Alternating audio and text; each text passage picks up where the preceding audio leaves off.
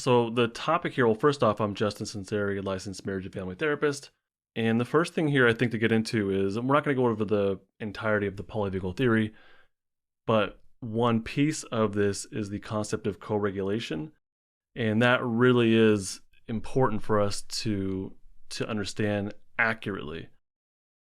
With co-regulation, co-regulation is not just supporting each other. It's not just one person listening to another person and like offering advice or giving encouragement. So when I say co-regulation, I'm not talking about just support. When I say co-regulation, I'm talking about a biological process that happens between two nervous systems, or we'll talk about two human beings in particular here, although it happens between your pets and yourself as well. Co-regulation is this unconscious autonomic process where, let's say we have two people. One of those people is in a dysregulated, maybe they're in like a very anxious kind of state. So they feel anxiety, more of a flight kind of state of their nervous system.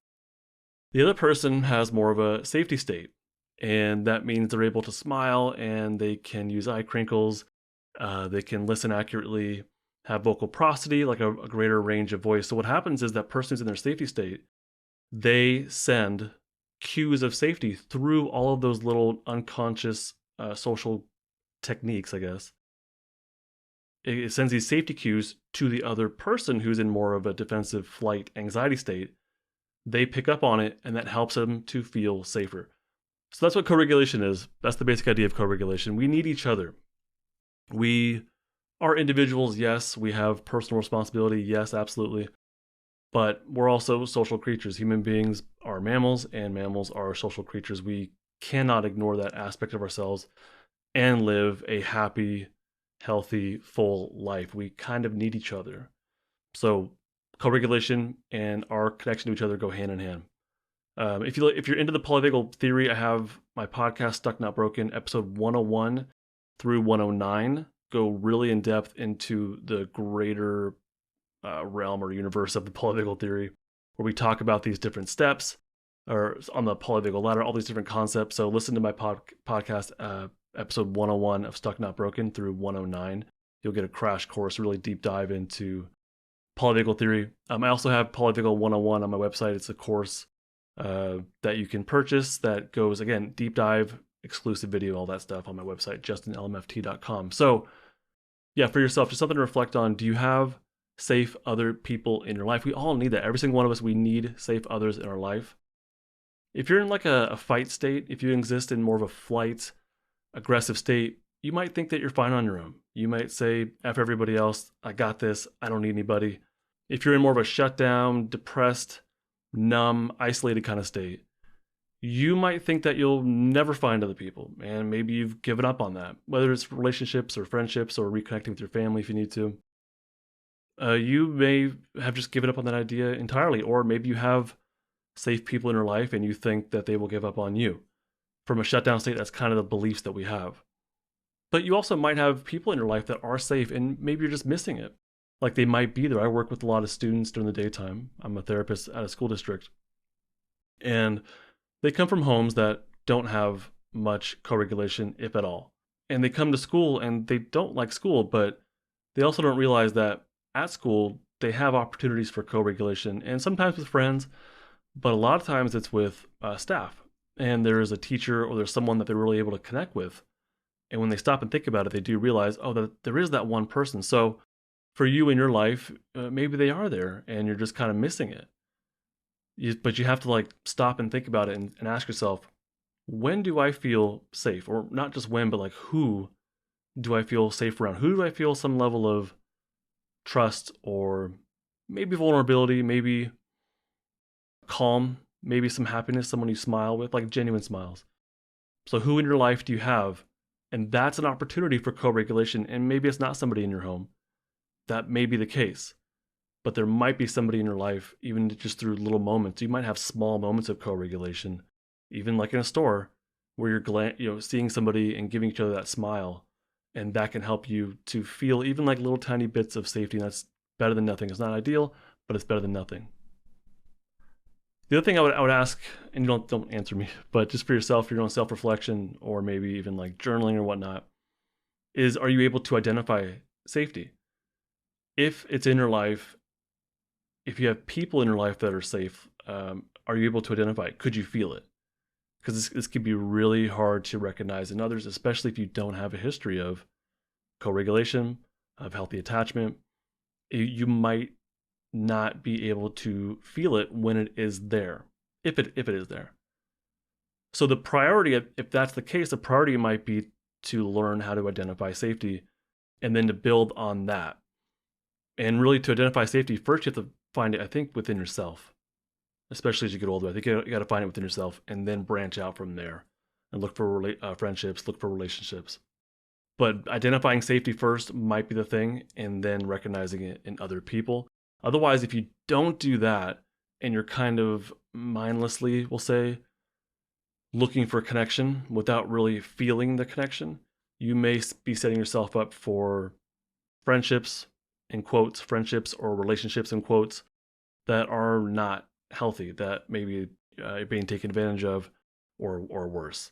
So you may not be finding safety, you may instead be finding protection, or it feels like protection. And the way you tell a difference is safety is when you find safety and you actually have it with somebody else. You'll be able to do things like smile together, make gentle eye contact. You'll be able to feel vulnerable. That doesn't mean you're telling them all your stuff. But it means that inside you'll feel this calm. Breathing might be easier. It's different than just feeling less defensiveness. So if you're around someone and your anxiety is reduced, or your aggression's reduced, or maybe you have more life in you, more like less numbness, that's something. But that might just be a relief from whatever defensive stuff you're going through, whatever defensive state you're stuck in. That doesn't necessarily mean you're accessing your own safe and social state and connecting with somebody else who is also accessing their own safe and social state. So you might feel less defensiveness, but that could also come from someone who's able to manipulate you and get you to feel less defensiveness, but not really build an actual solid co-regulative relationship. There's a difference there. So safety versus protection. And if you don't have that, if you don't have anybody in your life, you can find some level of co-regulation even through like artificial means or professionally. So hiring a therapist. There's lots of co-regulation happening in therapy. That can be a great way to, maybe the first way to feel safety, to feel vulnerability, to feel connection, and then to build from there. You'll get safe voices, you get safe faces. Hopefully you get a competent therapist that's able to do that for you. You can discover safety through your senses also. So maybe it's not a professional therapist, maybe it's just you on your own and you don't know what safety feels like. And you can discover what safety feels like through your senses, through what you see or smell or touch. There might be a certain texture that just kind of speaks to your system. It helps you to feel safer, calmer, happier, breathe easier. There might be a smell, there might be a sight, there might be some piece of your environment or nature, something that you can feel more safety, more calm, more connectedness, more wholeness. That can be a really good way to feel safety and then build from there within yourself and then identify it in other people. You could also, I have a course called Building Safety Anchors that can help you to identify safety. It's on justinlmft.com. And that goes through 6 different ways. Like music is such a good way to feel safety. Movement can be a really good way to feel safety. Your senses, there's 6 different ways that I list in Building Safety Anchors that can help you to feel safety. But yeah, music can be a really, really good way to feel your feelings and then to eventually climb your polyvagal ladder into more of a safe and social state.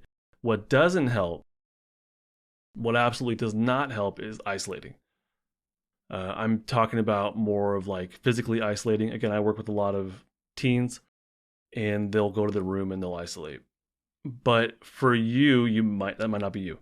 But what you may do is isolate in your home, or maybe you isolate on your phone. Like right now, you might be isolating. Maybe I'm part of the problem. But you might just isolate with the screen in front of your face and cut out the rest of the world. So that doesn't help. That doesn't help you to, doesn't necessarily help, especially if it's done more mindlessly. If you can mindfully experience things, that might be helpful.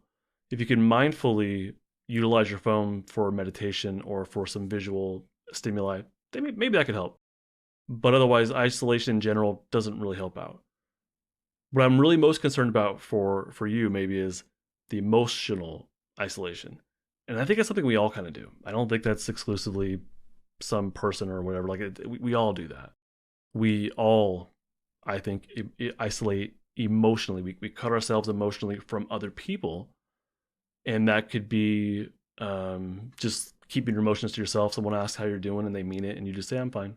It could be something like that. But we also isolate ourselves emotionally from ourselves. And that doesn't help either. So things like hiding your emotions, stuffing them down, minimizing your emotions, rationalizing your emotions, all or maximizing, catastrophizing, all these things that we do to cut ourselves off from our true felt experience, our true emotions. Keeping things to yourself, and maybe you need to. There could be plenty of circumstances where someone needs to, or they're just not ready to talk about it. Even in therapy, they're not ready to talk about it quite yet. So that might be justified. That might be needed, of course. But in general, what I'm saying is ignoring how you feel, it just doesn't help. And we have to actually feel our feelings as we're ready to. It's not always easy. Sometimes it's downright uncomfortable. Sometimes it's downright painful. Sometimes we're not ready for it. If our social engagement system is not built up enough, our safety state, then tapping into feeling that defensive state is really hard. It might be extremely uncomfortable. It might be re-traumatizing if that's kind of what you're dealing with is some stuck defensive state trauma stuff. That could absolutely be re-traumatizing, delving into that stuff before you're ready to. But eventually, we kind of have to. We have to eventually feel our feelings and stop minimizing or excusing or rationalizing whatever it is. And once we can feel it, don't make it go away. Just let it be there. And then notice as it shifts. If you can mindfully do that, that can help. Well, that will stop the emotional isolation, at least from yourself. If you can focus on what's going on within you, at least you won't be emotionally cutting yourself off from yourself. And if you can do that, maybe you can build from there and share it with safe others in your life if you have them, or help you to identify safe others in your life, excuse me. So yeah, don't emotionally isolate yourself as much as you can. That doesn't mean I want you to go share all your stuff with anybody and everybody. That's not what I mean at all, no. But yeah, the more you can feel safe and then tap into your stuck defensive energy, I think the better in general.